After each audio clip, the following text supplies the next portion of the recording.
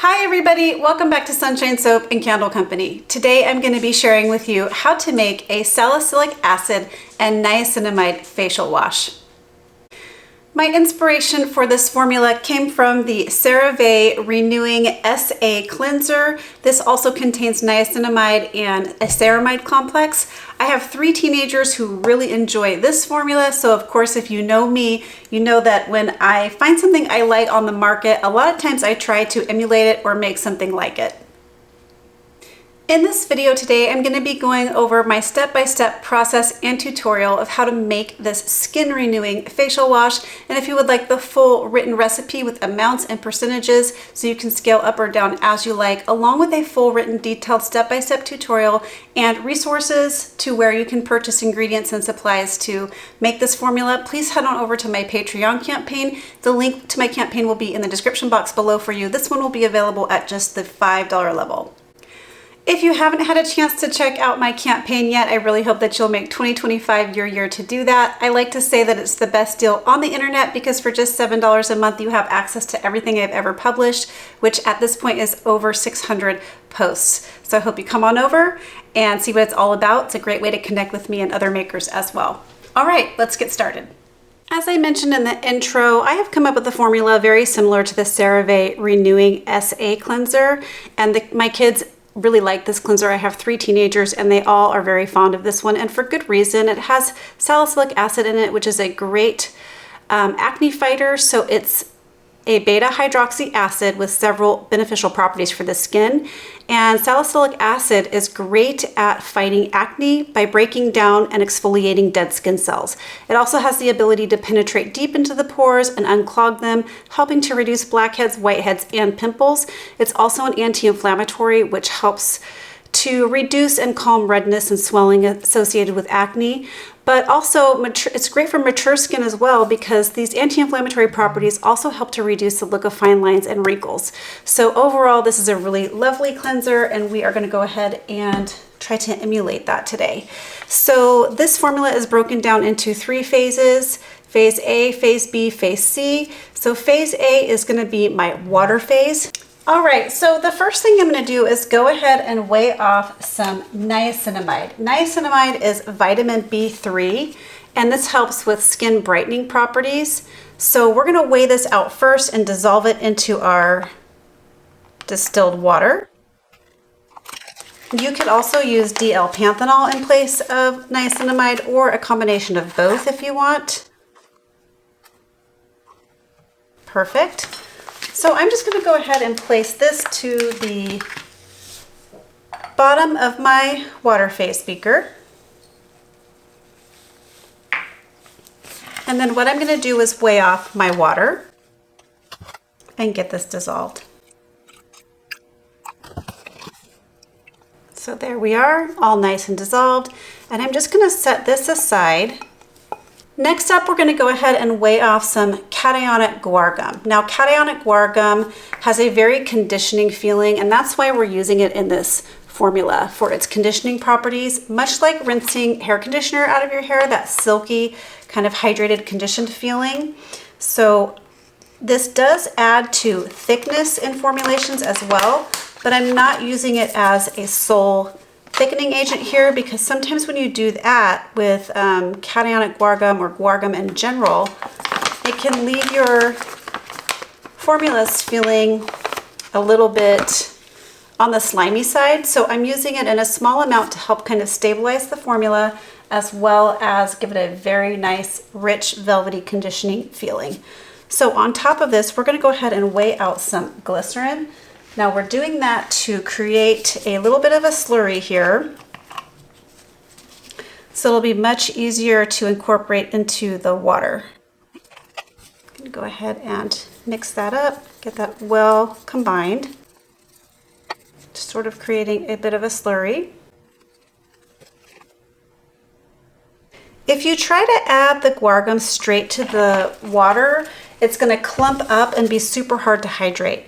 If you add it to glycerin first, create a bit of a slurry, it will incorporate into your water phase super easily. So once you've created a little bit of a slurry with the guar gum and the glycerin, you can go ahead and then add it to the water and niacinamide. There we go. And then I'm just going to give this a little bit of a stir to make sure everything is well incorporated before moving on to the next phase. Okay, like I said, this will thicken up just a little bit with the amount of guar gum that we used here as it hydrates.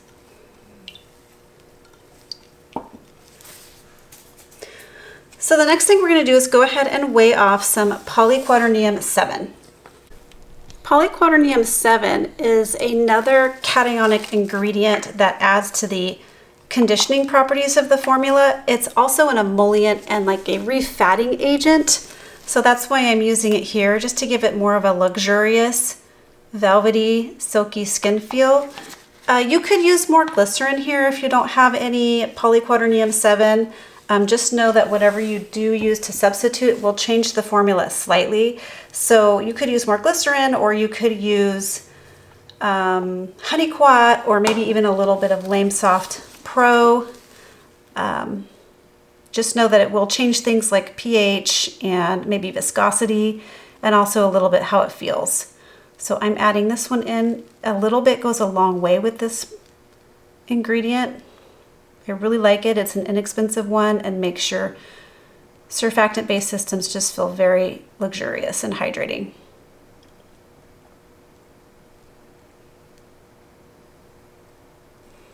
Next up, we're going to go ahead and add in the star of the show. We're going to be adding in some salicylic acid. This is a salicylic acid solution. I got it from Making Cosmetics. It's super easy to use. So what I'm going to do is go ahead and just pour it right in here with my Polyquaternium 7.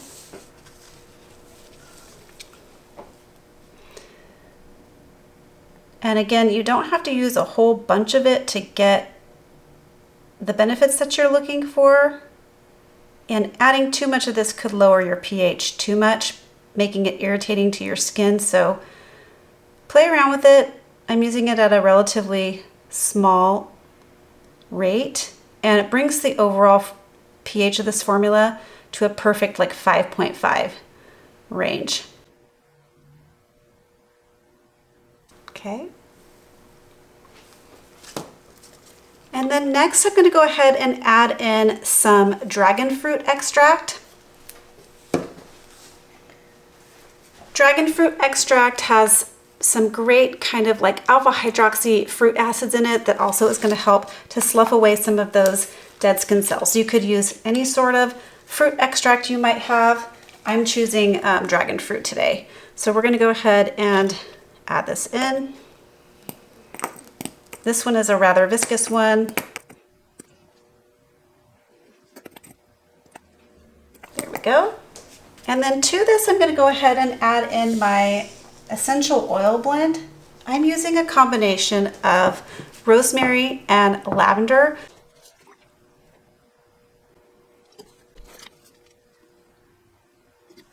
All right, now I'm just going to give this a little bit of a stir. So I'm adding this into the water phase ingredients first. Now the CeraVe one does not have a fragrance. It's fragrance free. You could leave the essential oils out of this and keep it fragrance free and just substitute the essential oils with an essential hydrosol or even just more distilled water. So I'm just mixing it in now. Then I'm going to go ahead and add my, you can see that guar gum is starting to kind of add some viscosity here as well.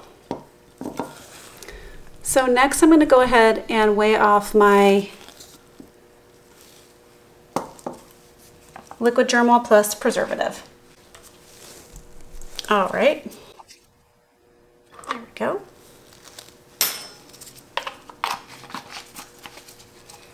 Now what I'm going to do here is just add a little bit of the formula back into this and then mix it all together and then reincorporate it. That way I'm making sure to pick up all of the preservative off the bottom of this container.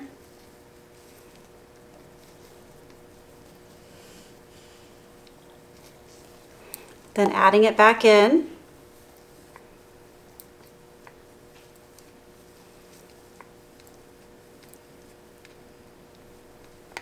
Giving it a good stir to combine.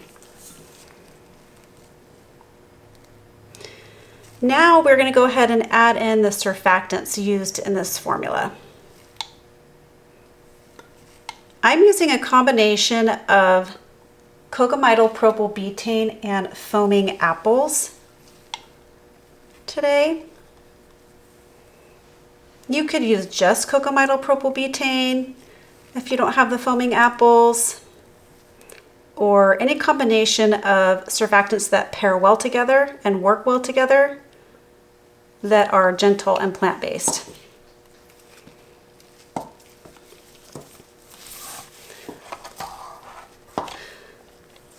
So I wanted to also talk to you a little bit about that this formula, the CeraVe formula, has a ceramide complex in it. And I did experiment with a ceramide complex in this formula. First of all, ceramides are very expensive. So if you want to buy them and you've never used them before, just buy the smallest little container of a ceramide complex that you can find. I got mine at Making Cosmetics, I believe. This is the Cocamidopropyl betaine that we're putting in now. And I need to do a little bit more practicing with ceramides in formulations in general, and maybe specifically in surfactant formulas like this, because compared to the one that we're making today, I didn't like how it affected the overall viscosity.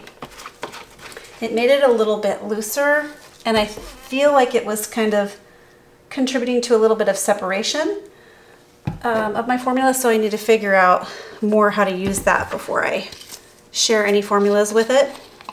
Next up, we're adding in some foaming apples. Foaming apples are a very gentle plant-based surfactant made from apples.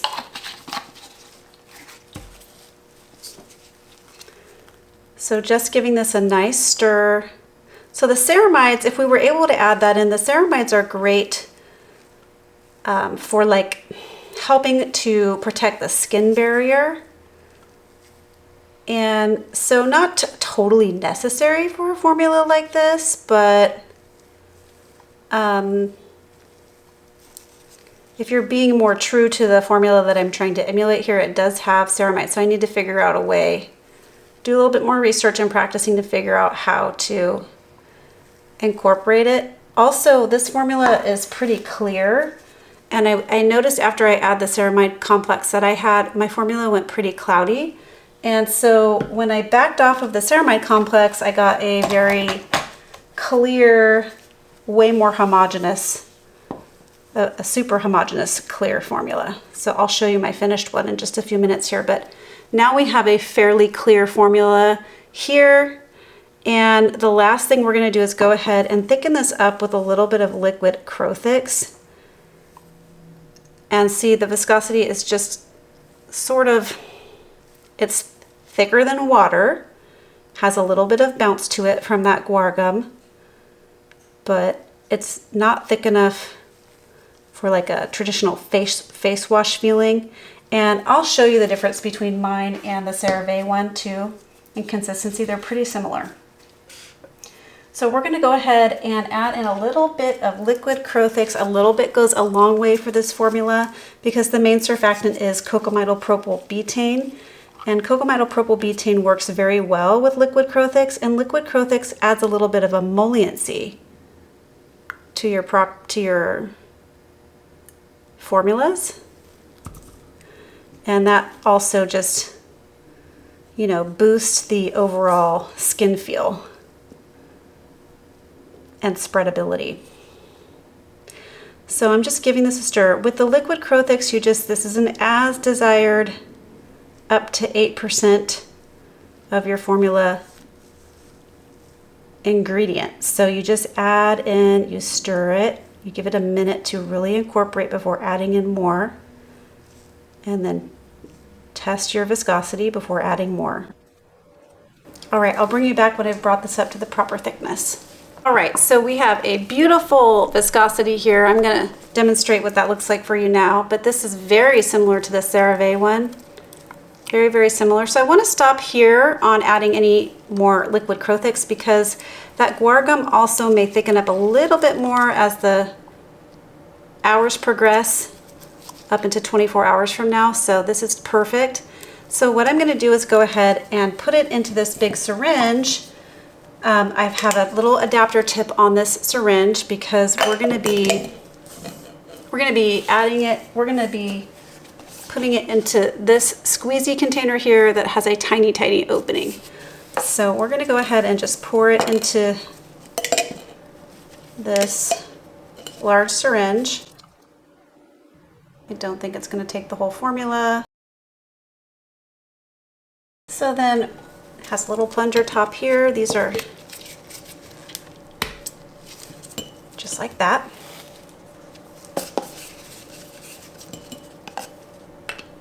And then there we go. These are kind of tricky because you have to kind of get the air out of them first. So let me lift that up real fast. Get the air out. All right, here it is all bottled up. And I just love the look of this container. So I wanted to show you what it looks like after it settles for a while. I've been using this one and testing it out now for probably a month or more, and it does come up to a just really nice, smooth looking, almost totally clear formula. So that's very much in line with what the CeraVe one looks like. So let's go ahead and do a little bit of a lather demo. All right, here is the CeraVe one. And I'm just gonna wet my hand and then we can compare. So it comes out really easily from the pump. It's a clear formula. And I just wanted to show you how like cushiony it is.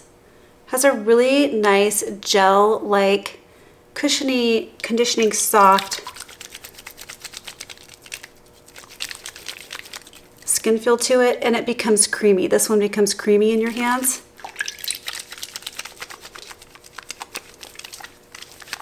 Has a really nice gentle lather. Feels really good. So that's this one. Of course, there's no fragrance like we talked about before. Really good rinse off properties. Doesn't leave you feeling dry. Just cleaned and hydrated. All right, now here's mine. I'm gonna show you the one that I've been testing just because it's had some time to sit and mature a little bit. Just wanna show you what this looks like. Very, very similar in consistency and texture, and visually it's clear, just like the CeraVe one. It's a little less like cushiony, but it has a very silky, mine has a very silky gel-like.